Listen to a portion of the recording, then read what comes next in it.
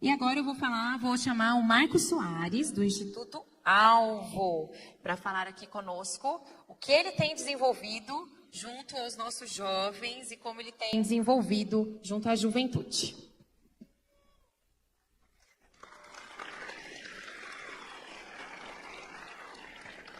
Sim.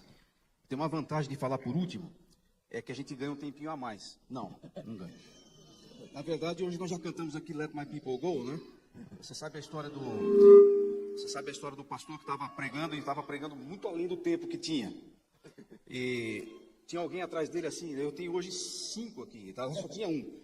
E o pastor lá estava atrás dele falando assim, amém, faraó, amém, faraó, amém, faraó. Ele não estava entendendo, não estava nem pregando em Êxodo.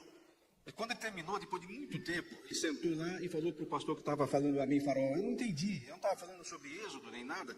Eu não era para ver se você lembrava o resto do texto. Que texto? Deixa o meu povo ir. Né? Então, se alguém falar amém, faraó, aqui é hora de eu parar. Eu espero que não seja necessário. Né?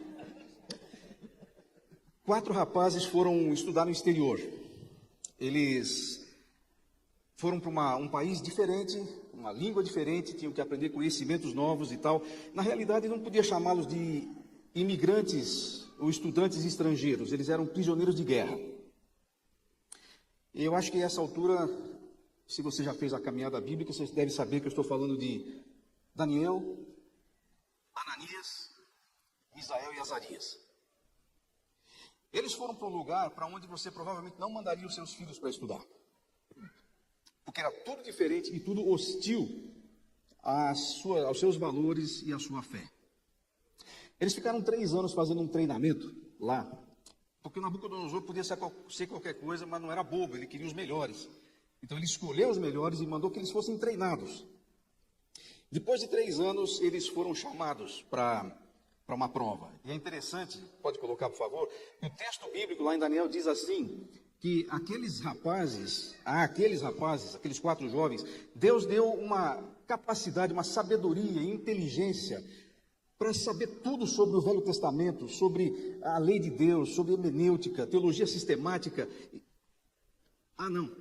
Desculpa. Não, o texto diz que Deus deu a esses jovens sabedoria e inteligência para conhecerem todos os aspectos da cultura e da ciência. De onde? Da Babilônia. Para o lugar para onde você não mandaria os seus filhos.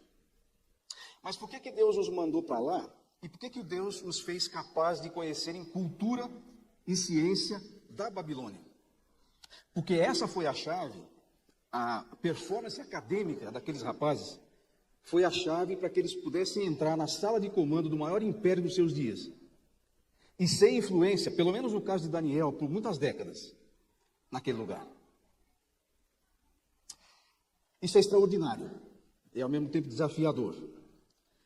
Nós trabalhamos no Instituto Alvo, uma das nossas áreas é a Plataforma Nós. A Plataforma Nós é um programa de 3 anos para alunos de ensino médio, para prepará-los para a carreira acadêmica e profissional, com base em cosmovisão cristã.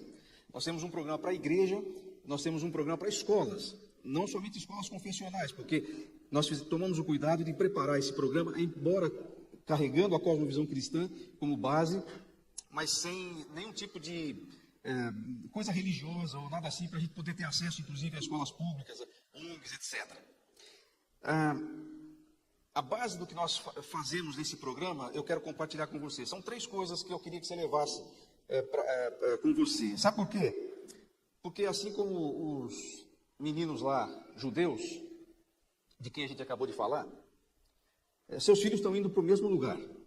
Eu não quero te assustar, porque você já está assustado o suficiente com tudo que está acontecendo, mas eu procurei uma forma de descrever o que é a hora de mandar um filho para a faculdade. E o melhor que eu consegui achar foi uma frase que Jesus usou.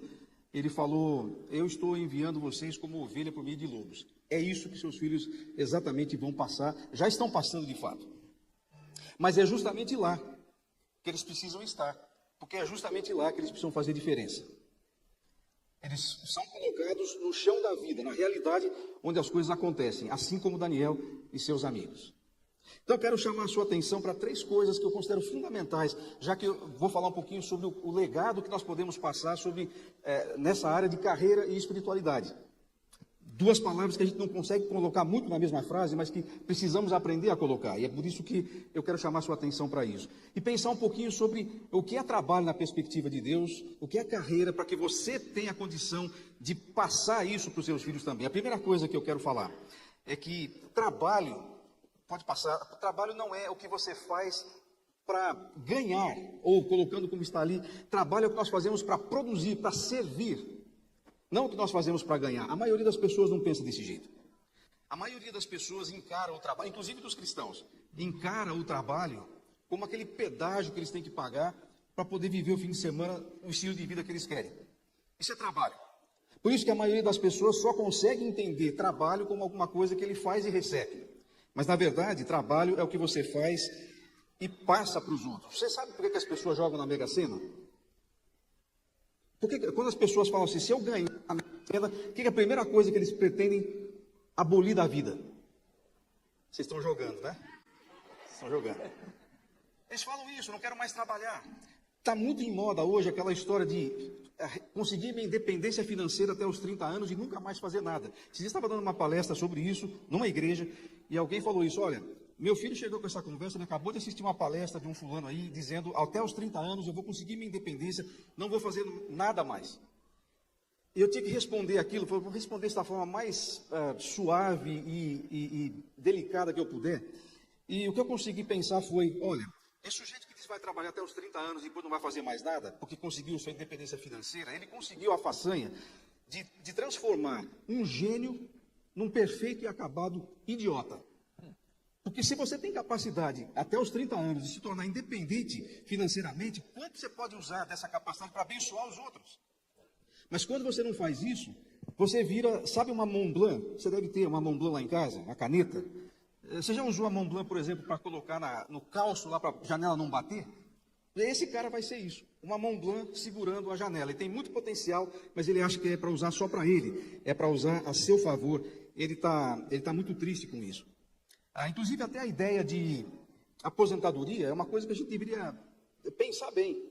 Né? No livro que vocês vão receber, provavelmente, eu escrevi um livro há algum tempo chamado Legado, Seu Presente para o Futuro, é sobre a vida de Davi. E eu baseei o início dessa história, da história de Davi, numa fala que o apóstolo Paulo usou a respeito de Davi, dizendo, Davi tendo servido ao propósito de Deus na sua geração, não diz que ele aposentou, diz que ele adormeceu. Quer dizer, ele só parou de ser útil quando ele morreu. É isso que o texto diz. E aí eu fui descobrir o que ele tinha feito de tão importante. E o livro trata disso. Você vai receber esse livro gratuitamente em forma de e-book. Né? Você pode depois verificar aí. Quem está inscrito vai receber isso aí. Essa história de... Marcos, deixa eu só falar um pouquinho. Só sobre isso. Nós temos no Totem um QR Code lá no Legado Connect, que você direciona lá o seu celular e você consegue pegar o e-book que já está disponível para vocês, tá bom? Ok. Essa história, esses dias eu falei para minha esposa, olha, eu descobri uma coisa, fiz umas contas, descobri uma coisa. Eu não preciso mais trabalhar até morrer. Ela ficou surpresa, só que eu tenho que morrer hoje à noite, senão as coisas vão complicar. Então, continuarei trabalhando, porque eu não morri ainda, então assim as coisas vão continuar. Agora, essa é a questão. O que é trabalho para você? Porque dependendo do que você encara como pai, o que é trabalho, é o que você vai passar para o seu filho. A gente faz lá no Instituto Alvo uma mentoria de vida e carreira. Não é coaching, é orientação de vida e carreira com base em cosmovisão cristã. Para cristãos ou não, mas eles vão saber que é baseado nisso. E uma das coisas que eu mais percebo é que os pais estão completamente perdidos em relação a como orientam os seus filhos, porque eles próprios não sabem o que fazer das suas carreiras. Porque para eles trabalho ainda é exatamente o que é para todo mundo e não pode ser. Você deve ter ouvido já falar que a palavra que é usada lá em Gênesis 2:15 para cultivar e guardar o jardim, essa mesma palavra, ela é usada também para servir a Deus, a cultuar a Deus. Porque culto é serviço. Trabalho é uma forma de culto, é uma forma de cultuar. Isso é maravilhoso, não é? Não é espetacular ver o trabalho dessa maneira? Mas o que a gente às vezes não sabe é que essa mesma palavra, em outra forma, no hebraico, ela é usada também lá em Êxodo para descrever a servidão do povo de Israel debaixo do faraó. Olha o faraó aí. A escravidão, a servidão. Sabe o que isso quer dizer? Se você entender o trabalho do jeito certo, o trabalho vai ser bênção, o trabalho vai ser até uma forma de culto. Senão vai virar escravidão. E se o que você quer para os seus filhos é que a carreira deles seja uma carreira que abençoe, você tem que começar dizendo qual é o conceito bíblico de trabalho, ou o conceito cristão de trabalho. É o que você faz para os outros. Bob Buffer dizia que a vida precisa ser produtiva, não apenas lucrativa. E ele tem razão. Segunda coisa que nós temos que pensar é que produzir cultura está no nosso DNA. Agora, quando eu falo de cultura, não falo só de artes, de dança, de cinema. Cultura significa desenvolvimento. Nós somos criados por Deus com a capacidade de desenvolver coisas. E foi dada essa capacidade ao ser humano antes do pecado. O que significa que Deus queria que o ser humano desenvolvesse muitas questões, muitas coisas, independente de haver pecado. Isso não mudou depois que o pecado entrou. O chamado mandato cultural continua valendo. Nós somos encarregados por Deus de desenvolver coisas, tecnologias em todas as áreas para o benefício do próximo. E nisso nós glorificamos a Deus. Está no nosso DNA, nós nascemos para isso. Isso que eu estou dizendo é tão verdade que você vai encontrar até pessoas que não conhecem a Deus, que ainda estão mortos nos seus pecados, produzindo coisas espetaculares na própria Bíblia. Você vai encontrar logo no começo, lá em Gênesis, a civilização caída de Caim, sendo pessoas absolutamente talentosas, desenvolvendo tecnologias na área de metalurgia, desenvolvendo instrumentos musicais e tal. Deus nos desenvolveu com essa capacidade, e se até pessoas que não conhecem a Deus, que estão separadas dele, mas ainda têm lampejos da sua glória, são capazes de fazer coisas impressionantes, o que não podem fazer os seus filhos, que foram remidos e comprados pelo sangue do Cordeiro, quando eles começarem a encarar as suas carreiras e o seu trabalho como alguma coisa que abençoa e glorifica a Deus no processo? Você não pode deixar de falar isso para os seus filhos. Deus nos chamou para sermos parceiros, ele não precisava disso, mas Deus nos chamou para sermos sócios dele. Sabe de uma coisa? Seu filho talvez daqui a pouco vai começar uma startup e ele vai buscar o tal do investidor tubarão, que ele encontre um ótimo investidor, mas ele precisa saber de uma coisa antes de começar. Ele já tem o melhor sócio que ele podia ter na carreira dele, o Eterno, o Criador, aquele que é a fonte de toda boa dádiva e de todo dom perfeito, é sócio do seu filho em qualquer coisa que ele vai fazer, porque desde o começo foi assim e foi para isso que nós fomos criados. Deus podia ter feito tudo sozinho, mas ele escolheu soberanamente nos usar e fazer isso conosco. Às vezes a gente espiritualiza muito as coisas e acha que nós não temos nada a fazer, ou que pelo menos fazer alguma coisa na área da carreira não tem a ver com espiritualidade.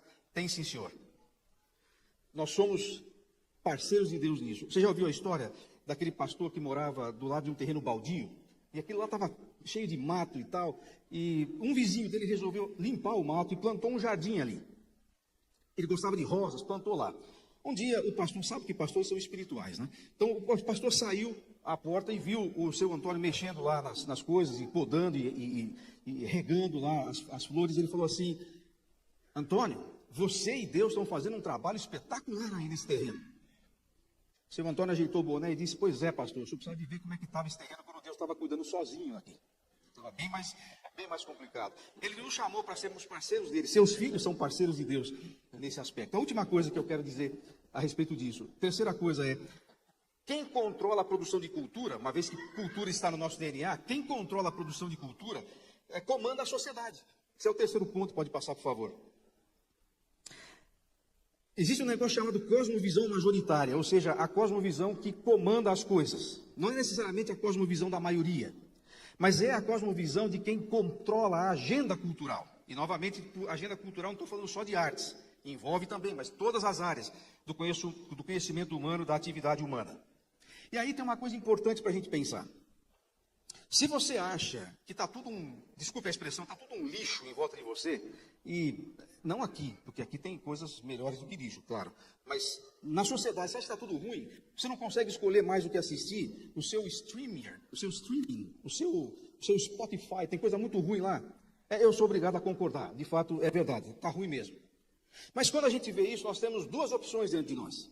A primeira delas é fazer o que a igreja lamentavelmente fez nos últimos 50 anos. É dizer: aperte o botão off, se desconecte de tudo, não veja mais nada, e isso vai resolver o problema.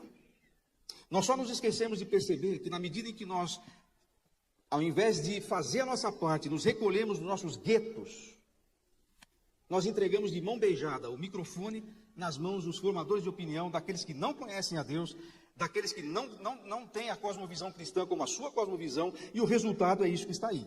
E nós reclamamos disso. Em parte a culpa é nossa.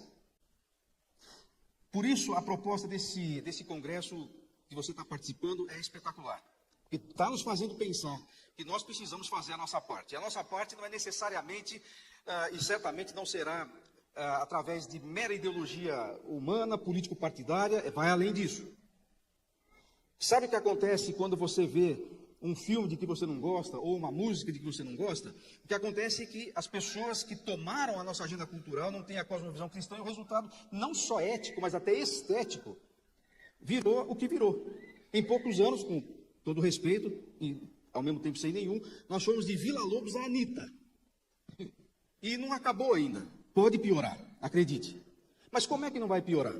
Não vai piorar quando nós entendermos que o legado que nós precisamos deixar para os nossos filhos e netos deve ser o suficiente para que eles sejam os próximos professores universitários, os próximos cientistas, os próximos historiadores, jornalistas, desportistas, produtores de política pública, produtores de cinema, artistas, músicos, e que eles produzam, não necessariamente The Chosen, embora isso seja legal, porque até isso estava ruim, até as produções cristãs estavam ruins, mas que eles produzam arte. A arte é a expressão da majestade de Deus. Nós não podemos deixar que nos roubem a possibilidade de produzir alguma coisa de valor, de qualidade, e que reflita a glória de Deus de alguma maneira.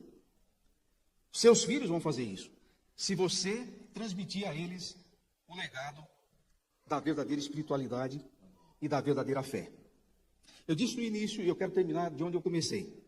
Eu disse no início que o que chamou a atenção daqueles jovens lá na Babilônia não foi o seu conhecimento teológico, não foi a sua capacidade de interpretar um texto bíblico, e eu continuo dizendo isso porque é isso que o texto diz. Agora, você conhece bem a história deles, e você sabe que eles estavam lá dispostos a enfrentar o que fosse por causa de sua fé. Onde eles aprenderam isso? Olha, eu não posso afirmar isso com certeza, mas sabendo do estado, por exemplo, do ministério sacerdotal em Jerusalém na época deles, dificilmente tenha sido no templo de Jerusalém que eles aprenderam isso. Eu quero sugerir, é apenas uma sugestão, você pode discordar, mas eu quero sugerir que aqueles rapazes receberam as informações que os levaram a temer a Deus da forma como eles fizeram nas suas casas, dos seus pais, de pessoas como você, que os prepararam para enfrentar a Babilônia. A Babilônia se curvou, não eles. E o que nós precisamos é isso. Isso é espiritualidade verdadeira. Isso é legado de verdade. O resto é correr atrás do vento. Muito obrigado.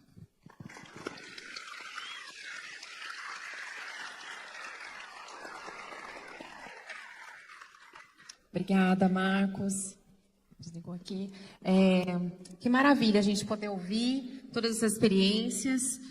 O que o Marcos está propondo para nós é que a gente possa, então, se responsabilizar por uma formação dos nossos filhos de tal forma que eles possam impactar a sociedade, né? Então, é o chamado que Deus fez a Abraão de abençoar as nações, e essa é a proposta desse congresso, sim, é a proposta que a gente consiga pensar em todas as áreas da sociedade e entender que o cristianismo tem muito a oferecer para a música, para as artes plásticas, para o cinema, para as ciências exatas, a área da tecnologia, e nós devemos estar lá. Os nossos filhos precisam estar lá também. Essa é a proposta deste congresso.